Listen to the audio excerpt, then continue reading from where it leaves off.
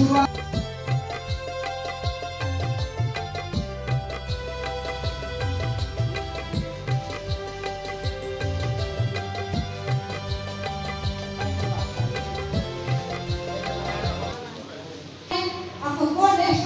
सञ्चालन गर्ने र बजार सूचना प्रणाली स्थापना गर्नु कच्चा पदार्थ आधारित उद्योग सञ्चालन गर्नु र यिनै कार्यक्रम मार्फत किसानलाई उचित पहुँच सुनिश्चित गरिनेछ।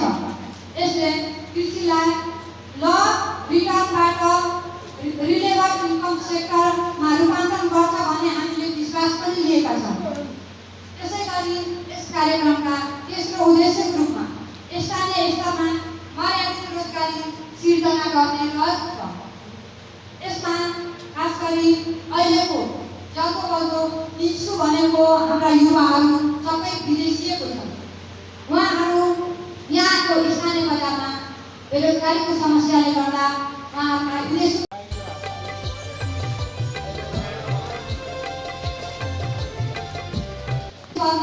विदेशिनु पर्ने अवस्था छ। यहाँ सीधा जवाब छ, उहाँहरूसँग सोधा अवसरै छैन। अवसर नभएपछि हामी कहाँ जानु? जीविकोपार्जनको लागि आर्थिक स्रोतको आवश्यकता पर्छ। त्यसको लागि अवसर सँगसँगै अवसर भएन भने हामीसँग सिप हुँदाहुँदै पनि हामी अवसर नपाएर विदेशिनु पर्ने अवस्था छ। यी कुरालाई मध्यनजर गर्दै यो तेस्रो उद्देश्य खास गरी स्थानीय स्तरमा मर्यादित रोजगारी सिर्जना गर्नु रहेको छ। यसका लागि कृषि उद्योग र सेवामा रोजगारी सिर्जना गर्छ। केवल रोजगारी मात्र होइन, सम्मानजनक रोजगारी पनि सिर्जना गर्छ। यसै गरी यस कार्यक्रमको दोस्रो उद्देश्यको रूपमा हामी निजी लगानी तथा युवालाई आकर्षित गर्ने रहेको छ। जस अन्तर्गत हाम्रो कृषि क्षेत्रमा कृषि लगानी आउँदैन, आए पनि त्यसका खासै दिगो विकास हुँदैन। यसमा हामी किसानसँग जवाबदिता सन्तुलन गर्दा जोखिम धेरै छ। अघि पनि मैले भने एकजना हाम्रो अर्जुन कपालिया सर हुनुहुन्छ, उहाँसँग हामी नियमित संवादमा हुन्छौँ। उहाँले एकदम गुनासो बोकिराख्नुहुन्छ। त्यस्तै प्रकृतिको हरेक किसानको समस्या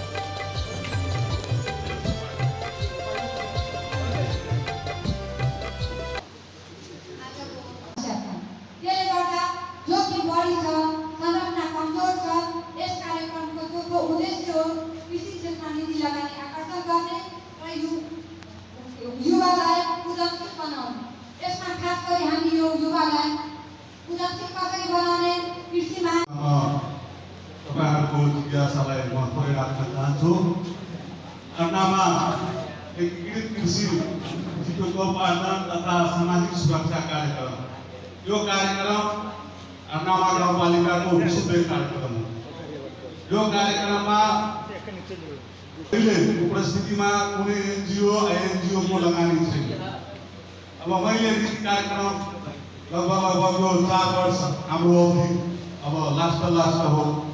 अब अर्जुन सर हाम्रो सुग्रामजी हाम्रै गाउँको हो, हाम्रो भतिजा पनि हो। उहाँले अर्जुनजीसँग अब के केही प्रस्ताव छ, त्यो प्रस्ताव म अवधारणा तपाईँलाई पठाइदिन्छु, तपाईँ हेर्नुहोला। मेरो वाट्सएपमा अर्जुन सरले पहिलोचोटि अवधारणा पठाउनु भयो उहाँ। अनि सर मैले अवधारणा हेर्दाखेरि मलाई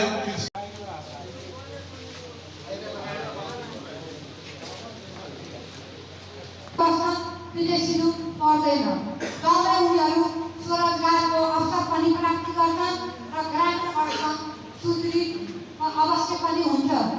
अन्त्यमा यो कार्यक्रमको उद्देश्यहरूको सूची होइन, यो किसानहरूको भविष्य सुरक्षित गर्ने प्रतिबद्धता हो भन्दै मेरो मन्तव्य यही अन्त गर्दछु। धन्यवाद, नमस्कार।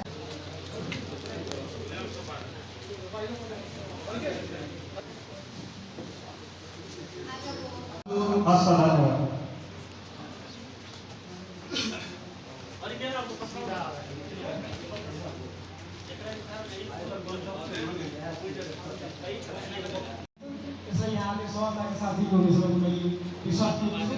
अब हामी सिधै आजको प्रस्तुतिमा जानेछौँ।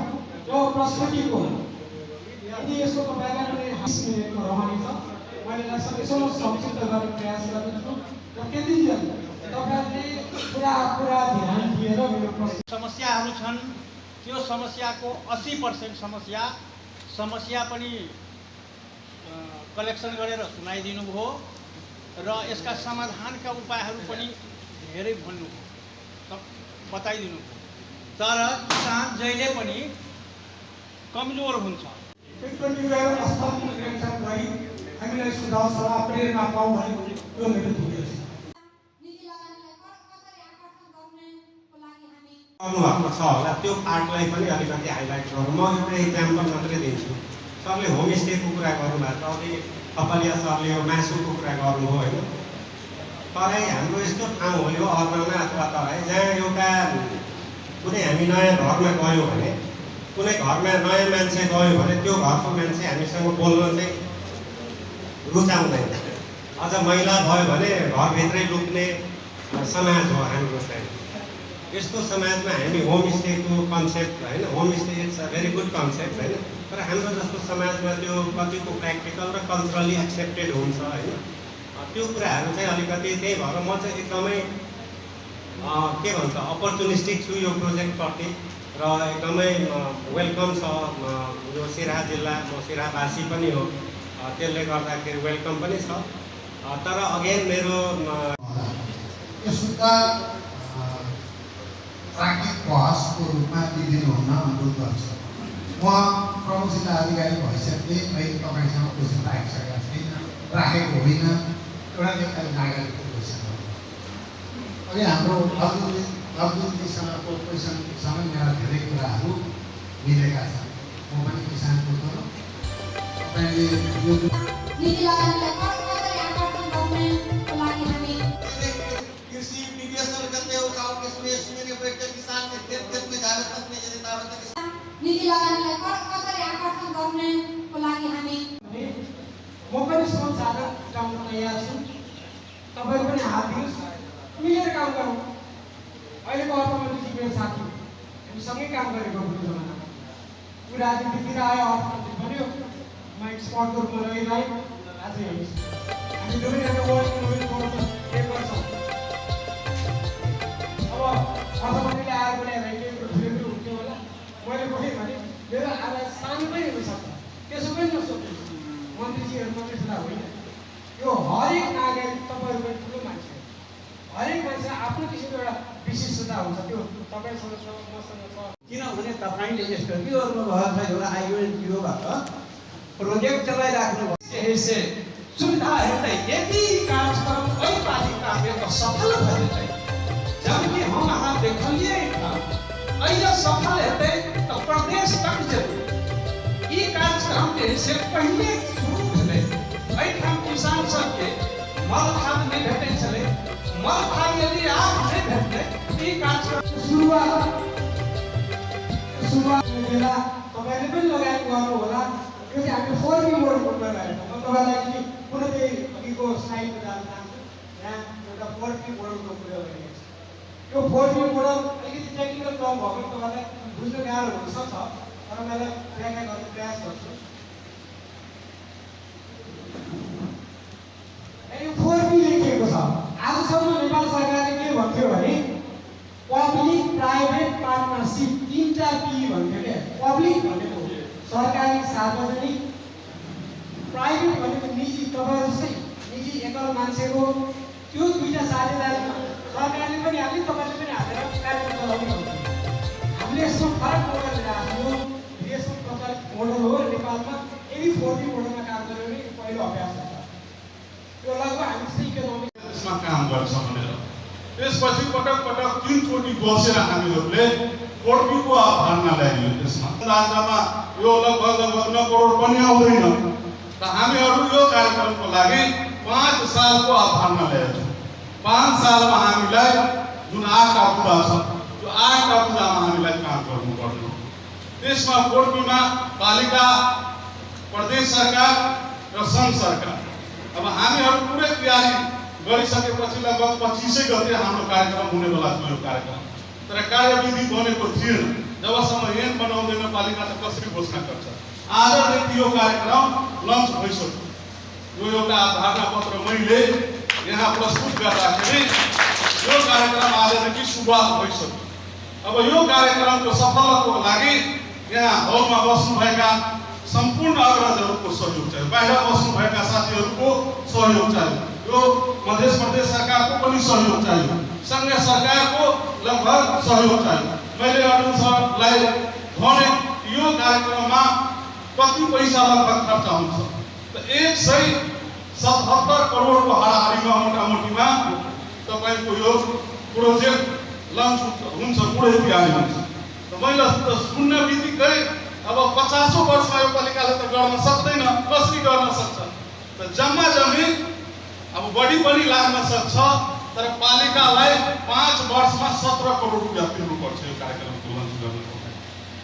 बाँकी 17 करोड 5 वर्षमा पालिकाले साझेदारी हुन्छ, 4 जनाको सेयर हुन्छ यसमा। अब हामी धारणा पत्र अब सार्वजनिक भइसकेपछि हामी प्रपोजल तयार गर्दैछौँ।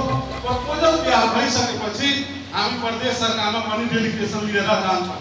यहाँको यो सहकारी संस्थाहरू छ, राजनीतिक दलहरू पनि छ, पालिकाको टिम मिलाएर 10 जना हुन्छ या 15 जना मिलेर हामी प्रदेश सरकारको पनि बजेट बन्दैछ। प्रपोजल लिएर कि हाम्रो अर्नामा गाउँपालिकाले किसानको लागि यो कार्यक्रम लिएर हामी अगाडि बढेका छौँ, तपाईँ सहयोग गर्नुहोस् भनेर। त्यसपछि उहाँलाई डेलिगेसन भएपछि हामी केन्द्रमा पनि जान्छौँ। केन्द्रमा गएर केन्द्रले जुन धारणा अहिले लागेको छ बजेटको सिलिङ बनाउनको निमित्त 8वटा अर्जुन सरले भन्नुभएको छ तपाईँहरूलाई 8वटा मिलिरहेछ। सङ्घले पनि बाध्य हुन्छ कि अर्नामा गाउँपालिकाले तयारी भयो भने कार्यक्रम गर्नलाई उहाँले बाध्य हुन्छ, सहयोग गर्नै पर्छ। गर्दैन भने कुन कारणले गर्दैन त्यो त भन्नुपर्छ। हामी डेलिगेसन लिएर जान्छौँ। 3वटा भयो। त्यसपछि हामी सहकारी भनेर उहाँले भन्नुभएको थियो कि तपाईँहरूले राखेको पैसा सकेर तपाईँहरू अब कसैले मौलीमा अब दुध सिँचाइ केन्द्र छ खोलेको, सबैको घरमा गाईबस्तुहरू हुन्छ, सबैले दुध दिन्छ, त्यो सहकारी सबै पैसा छोडी सबगोरा किसान थिए। आई भैंसी पालन चलक आम पदन वाला कहल गई जना धाने के है विगत हम 30 वर्ष से हम कार्य कर रहे हैं। हम बहुत काम पे काम के ताई ना रहे हैं। ऐ कार्यक्रम के डायरी में रहे तो में डायरी में रहे वास्तविक में से साथ समझ नहीं है। लेकिन अगर यदि उठान होए, अगर यदि संचालन नहीं होए तो बहुत निमन चीज है। आ यदि संचालन नहीं होए एक डायरी में बंद भ जाए तो एक कौन उपलब्धि नहीं मानना पड़े। एहि दुआरे हम एक प्रदेश सभा सदस्य आ गाँव में कृषि समिति के सदस्य छियै। कृषि में अनेकों किस्म के प्रपोजल सब बने हैं। पन्ना के पन्ना लिस्ट के लिस्ट व्यू विजन के लागी, किसान के लागी, सूखा क्षेत्र सब के लागी बने हैं। अब आलू खेती 3 बरस से बुझाए मुँह तेज भ गए, लेकिन नेपाल गवर्नमेंट ओकर लागू नहीं कर रहा। वो लागू जो भ जाए तो हमारा के इधर मधेश तराई क्षेत्र के बहुत उठान और उजाला है। देखिए घर में ना बहुत लारे से पूरा बना करके जोत भ जाए ये नहीं जोत हेते, लेकिन ध्यान नहीं दे रहे हमारा आगे केंद्र से लेकर प्रदेश सरकार ऐसे बदली ध्यान दे उत्पादन हेर्दै वो यहाँ का धान जोन में प्रयोग करें। पालिका का वारा वो एक कार्य कर रही है, बड़ी दुखद बात। और हम जिला समन्वय समिति के निर्वाचित होने के बाद वो चीज के सच्यावन का प्रयास के लिए और जई जगह में जब पालिका सब है ओकरा पूरा करना है। और ये पालिका नहीं छूटल है। ये तो पालिका जो बात के लिए जब बात के लिए एक जना के छूट गए, एक तो बजट भी सीमित है। 17 पालिका है और 17 पालिका में अगर 17 पालिका में आप लोग लगा देवे, 17 पालिका में धान जोन कर देवे, 17 पालिका में माछा जोन कर देवे, वो संभव नहीं। तो इस बारे कौन जगह में, कौन पालिका में, कौन वाड़ा में अत्यधिक उत्पादन कर सके, कौन जगह में माछा जोन करा